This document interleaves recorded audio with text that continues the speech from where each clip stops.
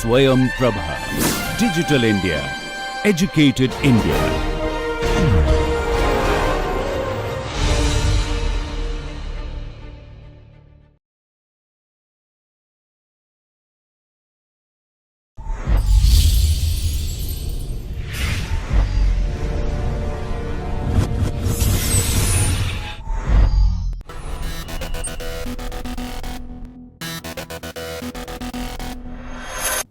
We have started looking at sentences in order for us to understand the pattern underlying construction of sentences.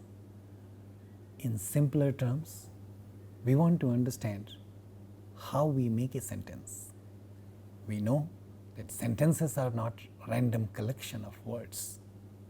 If that is true, then what makes a sentence? What are those categories, overt or not overt, that help us construct a sentence? In order to understand these things and several other questions related to a sentence, for us to see the role of human mind in understanding language and the structure of language that help us understand functioning of human mind, we are trying to understand sentences. So in that order, we have started looking at several questions like, what is a sentence? How do we make one? What is a subject in a sentence? How do we define a subject? What's a predicate in a sentence? How do we describe nature of verbs? What's an object? And what's the relationship between subject, predicate, and an object? We have looked at a lot of these questions in somewhat great details for us to understand a sentence and its parts. We haven't spent too much time defining a subject in the sense that we understand all possible types of subjects, but we have spent some time and we have underlined the notion of subject in the sense that subject remains outside the predicate, and there needs to be a relationship between subject and predicate, and that relationship is called agreement. In such a scenario, we have looked at the nature of verbs as well in terms of its transitivity and intransitivity. So let's look at some of these things that we have already looked at: subjects, predicate, and here we want to again underline that verbs and everything which is part of the verb and not the subject of the sentence, everything is part of predicate. Now, the new part that I want you to understand, that components of a subject that are visible to us are called lexical categories, such as the nouns, verbs, adjectives, prepositions, and many more. These are called lexical categories. We can see them. We know, for example, a subject, if it is a noun, then we can see the subject like John, Mary, Bill, and so on. Verbs like love, eat, drink, sleep, all of them are verbal elements and therefore again lexical category. Good, bad, beautiful, smart, these are adjectival elements and again lexical categories. In, on, at, all of them are prepositions in a language like English, and when these elements follow a noun, same thing is called a postposition. So, and then the term preposition or postposition will vary depending on languages. So, some languages like English, French, German will take prepositions, whereas languages like Hindi, Tamil, Telugu, Malayalam, Marathi, Gujarati would have postpositions instead. So, such are the lexical categories which are part of a sentence which help us make a sentence. Then we have functional categories, and we have seen some of them. I only want to put them in terms of categories because today we are trying to understand elements of a sentence in terms of two categories, namely lexical category and functional category. So, the elements that were participating in agreement like number, person, gender, tense, aspects are part of functional category. Another way to put this distinction for us to understand is elements that are not visible in so overt way are called functional categories. However, please keep it in mind that these are not always invisible. At times they are going to be invisible, at times they are going to be partially visible, and at times they are going to be totally visible.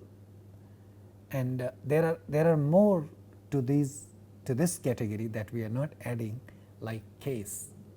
And all these are the categories of sentences, parts of sentences which are important for formation of a sentence. And thus we are not repeating this every time, but I want you to keep this thing in mind every time, that these things, these structures are parts of sentence, and while learning a language, sentences of that particular language comes out, and a native speaker is capable of making a sentence of that language, because all these elements have been sensitized, and as part of universal grammar they are totally active in terms of humans' generative capacity for us to help come up with sentences. And we are looking at it in reverse order to see what is it that helps us come up with a sentence.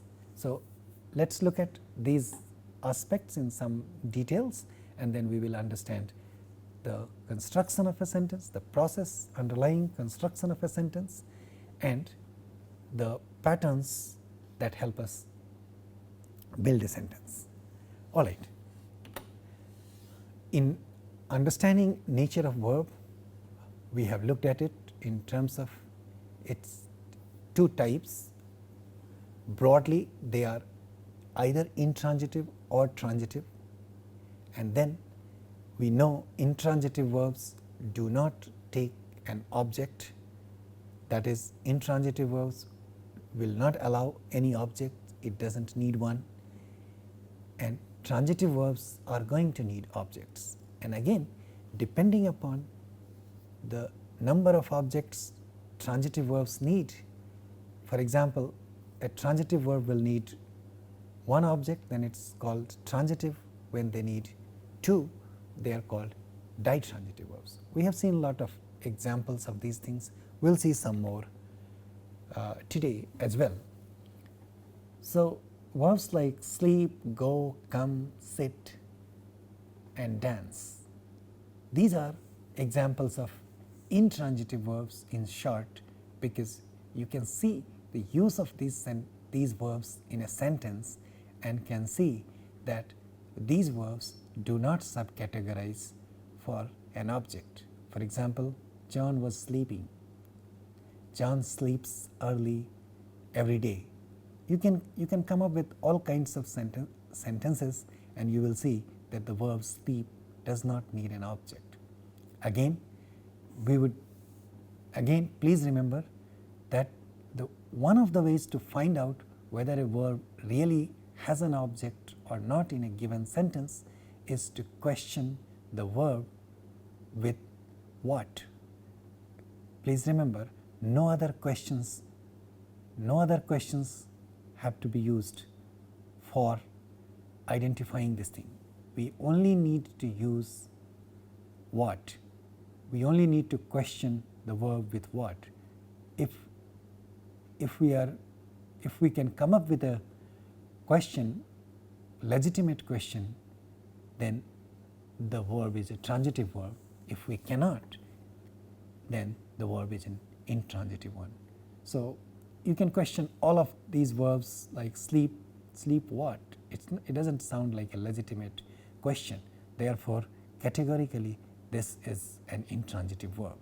Go again can't be questioned with what. Therefore, it also appears like an instance of an intransitive verb. Come, sit, dance, all of them fall in this category. Therefore, we say all of them are intransitive verbs. Now, in the slide you can see the use of some of the nouns which have been marked red. These look like, these elements, these parts of sentences look like objects, but they are not. And that is an important part for us to understand, that identifying objects are important, and identification of object is dependent upon the nature of the verb, particularly in terms of its requirement. So, in the sentence Will was going home, home is not the object. Mary was coming from a school as a postpositional phrase is not an object of this verb. Krish was sitting in a chair again is not an object of the verb sit.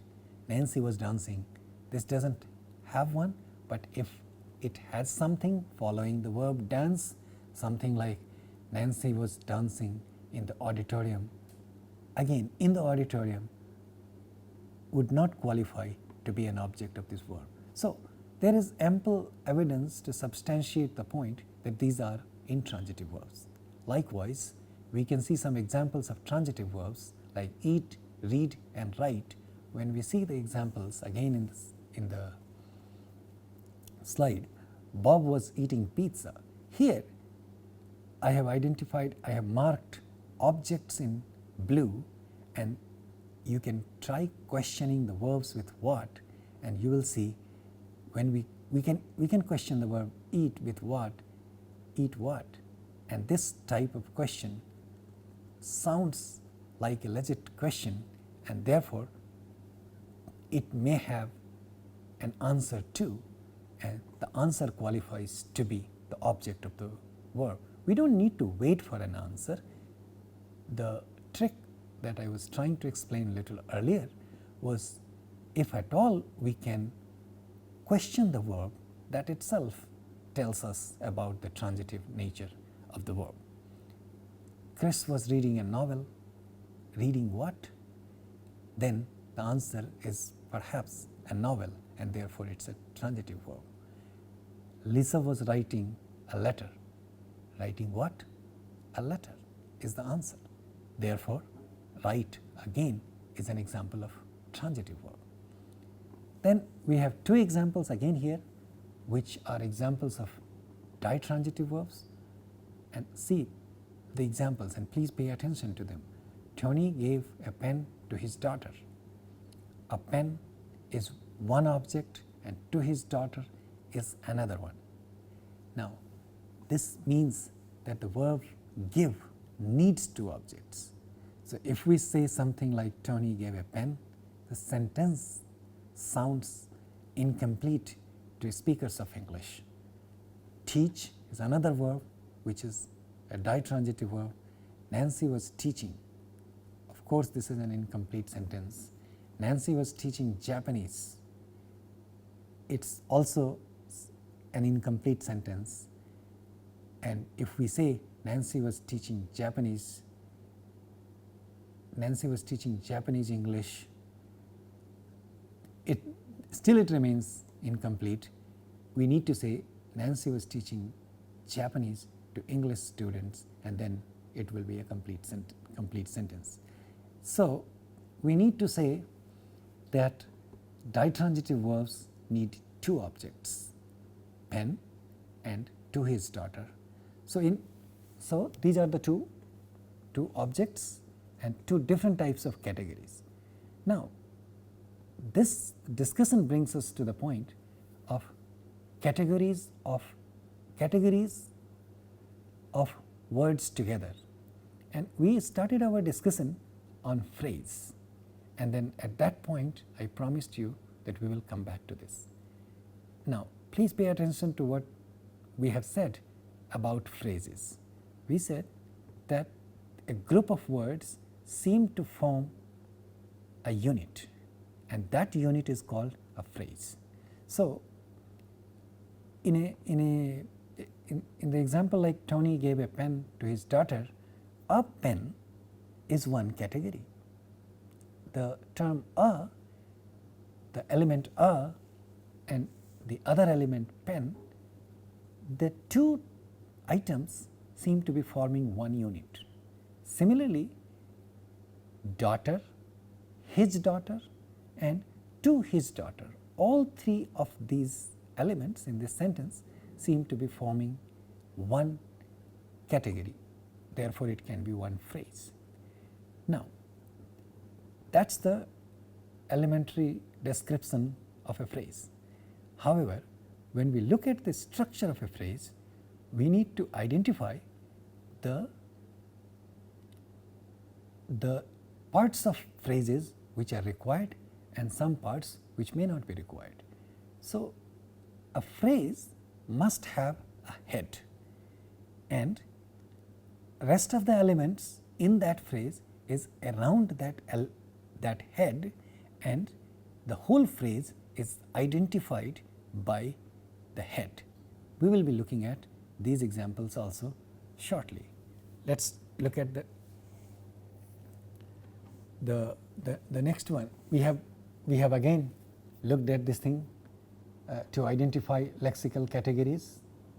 So on this slide, if you see, if you take a sentence like John eats pizza with his friends in the evening, this is going to again re-emphasize or give you one more example of what we have discussed. You can take more and more examples from your English or your language that you speak to see whether these things are making sense or not. So in this sentence, if we look at the category of words from the perspective of grammatical relations, we can identify subject as John, the nominal element, which is a noun. So its nominal category, its lexical category, it's a lexical category, and the category is a noun, and its grammatical relations with the rest of the thing is the subject. Rest of it is a predicate, like eats pizza with his friends in the evening. All of that is part of predicate. Within the predicate, the verb is like and the object is pizza. The rest of the things that you see, like two phrases, with his friends and in the evening, are two different prepositional phrases which are not objects, but they are still part of the phrase, part of the predicate. Now several times we have mentioned these phrases and we said these are not objects. Then it calls for an explanation that what are they if they are not objects. You can look at one part and you can derive it from what we have discussed so far, that look at the nature of the verb and look at the relationship between verbs and objects. Objects are required by verbs or not required by verbs. So what we can say that the rest of the elements are not required by verbs. The ones that are required by verbs are objects, and the other, there could be elements which are essential for providing information about the context of the sentence, but they are not required by the verb, therefore there is a separate name for it. We will be talking about that name as well. We will not leave this as they are. We will look at them in details for us to understand the category of these things. In the so far we are looking at the categories, and we have looked at identification of phrases, and in the next time we will go into the details of the structure of phrase. Thank you.